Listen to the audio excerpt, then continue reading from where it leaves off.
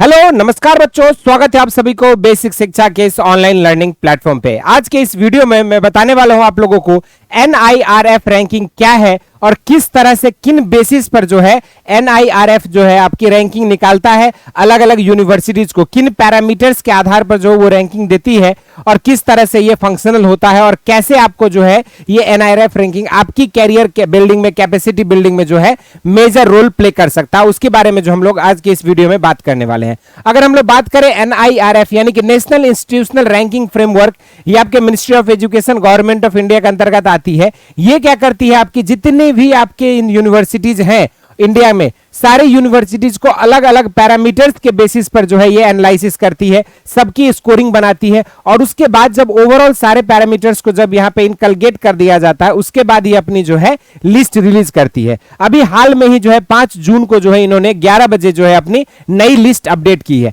अब वो जो लिस्ट है वो किन पैरामीटर्स के आधार पर जो है यहां पर जो है NIRF ने जो है यहां पे रैंकिंग प्रोवाइड किया है, उन पैरामीटर्स के बारे में जो है इस वीडियो में समझने वाले हैं। तो बेसिकली जो इनके पैरामीटर्स हैं बच्चों, अगर वो देखा जाए तो सबसे पहला जो इंपॉर्टेंट पैरामीटर है वो है टीचिंग लर्निंग एंड रिसोर्सेस, यानी कि TLR पैरामीटर जो है ये हमारा सबसे पहला पैरामीटर है। इसमें क्या होता है कि आपकी टीचिंग कैसे हो रही है, स्टूडेंट्स को डॉक्टरल स्टडीज के लिए कितने स्टूडेंट्स हैं, इन सब के नंबर्स है ना। उसका फैकल्टी स्टूडेंट रेशियो, ये भी बहुत इंपॉर्टेंट टर्म है, with emphasis on permanent faculty के जो सिस्टम है वो कैसा है। Combined metric for faculty with PhD और इक्विवेलेंट एंड एक्सपीरियंसेस वाले फैकल्टी कितने हैं, उसकी financial resources and their utilization, जिसको FRU कहते हैं। तो इन सब पैरामीटर्स के आधार पर जो है एनालिसिस की जाती है हर एक यूनिवर्सिटीज की, और फिर उनको कुछ ना कुछ नंबर्स वगैरह एलोकेट करके जो है ये रैंकिंग तैयार किया जाता है। तो सबसे पहला जो पैरामीटर था वो था TLR, जिसको हम लोग टीचिंग लर्निंग एंड रिसोर्स कहते हैं। दूसरा है आपका RP यानी कि रिसर्च एंड प्रोफेशनल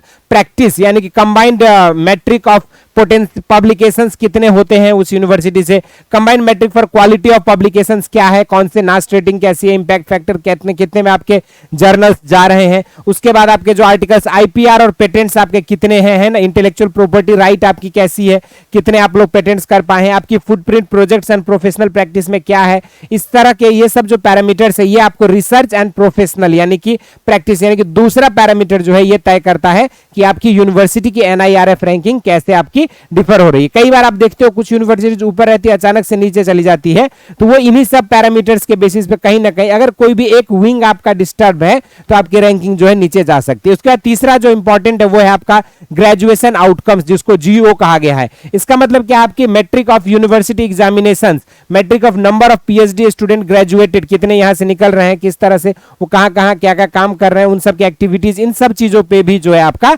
रैंकिंग निर्धारण किया जाता है। इस सब पैरामीटर्स के साथ जो है आपका चौथा पैरामीटर जो इंपॉर्टेंट है वो है आउटरीच एंड एक्सक्लूसिविटी, यानी कि percentage of students from other state या कंट्रीज या फिर अदर नेशंस के कहां से बच्चे कितना पढ़ रहे हैं, यानी कि आपकी जो यूनिवर्सिटी के आउटरीच कितनी है, कितने अलग अलग डाइवर्सिटी के लोग, अलग अलग डाइवर्सिटी लोकेशंस के लोग आपके पास आ रहे हैं, इसके बारे में यहाँ पे। परसेंटेज ऑफ वुमेन यानी कि वुमेन डाइवर्सिटी आपका क्या है, ये भी चीजें दिख जाती है कि आपकी जेंडर इक्विटी मेंटेन है कि नहीं, कितने पॉपुलेशन फीमेल की है, कितने मेल की है, ये सारी चीजें। उसके बाद economically and socially challenged students जो होते हैं उनके लिए आप कुछ अलग से कुछ प्रोवाइड कर रहे हैं कि नहीं, किस तरह के उनके लिए एनवायरनमेंट क्रिएट किया गया, स्कॉलरशिप्स वगैरह, ये सब चीजें देखी जाती है। नेक्स्ट है आपका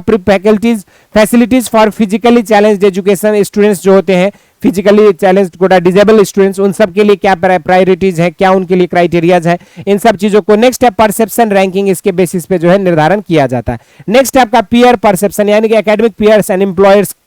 के बारे में, यानी कि कुल मिला के जो है बच्चों ये 5 पैरामीटर्स के आधार पर जो है NIRF क्या करती है, आपकी रैंकिंग्स जो है प्रोवाइड करती है अलग अलग यूनिवर्सिटीज का। इतना ही नहीं, जैसे कि अगर हम लोग देखेंगे कि NIRF की, तो अगर आप ओवरऑल रैंकिंग्स वाले कैटेगरी में अगर जाते हो तो यहां पर देखोगे आप 2023 की रैंकिंग, तो अलग अलग कैटेगरीज में, जैसे ओवरऑल ऑल इंडिया में जो है आपकी रैंकिंग अगर देखेंगे तो वही यहां से आप देख सकते हैं। ये सभी आप चीज आप लोग खुद भी कर सकते हो, सिंपल NIRF India.org अगर आप जाएंगे तो वहां से आपको ये खुल जाएगा। ओवरऑल रैंकिंग क्या है यूनिवर्सिटीज की, यूनिवर्सिटीज वाइज कॉलेजेस में आपकी रैंकिंग कैसी है, रिसर्च इंस्टीट्यूशंस की अलग से रैंकिंग ये बताते हैं, इंजीनियरिंग के लिए अलग से, मैनेजमेंट के लिए अलग से, ठीक है। उसके बाद जो फार्मेसी के लिए, मेडिकल के लिए, डेंटल के लिए, लॉ के लिए, आपका architecture and planning, agriculture and allied sector, innovations, तो इस तरह के तमाम अलग अलग सेक्टर्स के बेसिस पर जो है ये अपना यूनिवर्सिटीज का, इंस्टीट्यूशंस का जो है रैंकिंग प्रोवाइड करता है। अब बच्चों के एंड पे ये रैंकिंग कैसे इफिशिएंट हो सकता है, तो देखिए ये सब जो रैंकिंग्स है